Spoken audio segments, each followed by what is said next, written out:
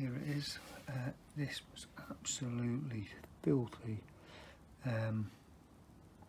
so I've had to give it a real good cleaning because I wanted to take these screws out, but one of them was seized, but I was getting covered in absolute rubbish and crap, so I've cleaned some of it off.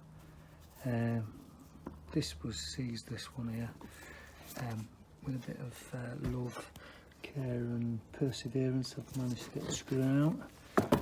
Luckily these screws are stainless steel, so it's only the screw caps at the back, that spring caps that they have on the back, that are steel, so I can reuse the screw.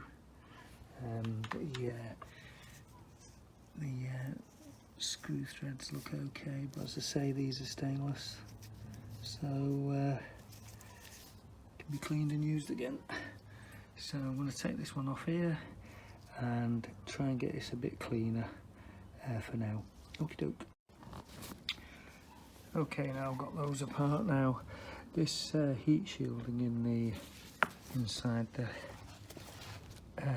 fairing, it's a bit naff.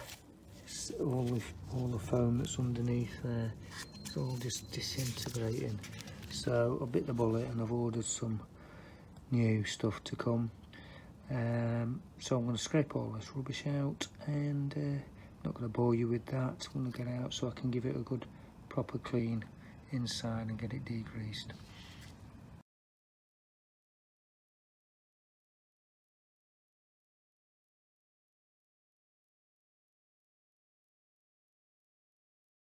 Right, just put the new lining in, the heat resistant thing on the bottom panel where the exhaust goes through.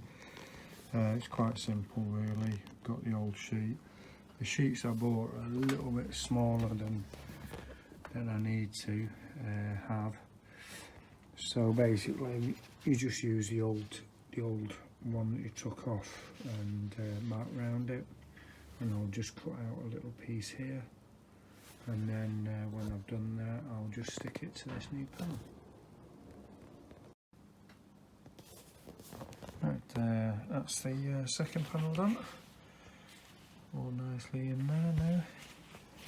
All just made sure it's rubbed firmly into the contours of the panel, and that one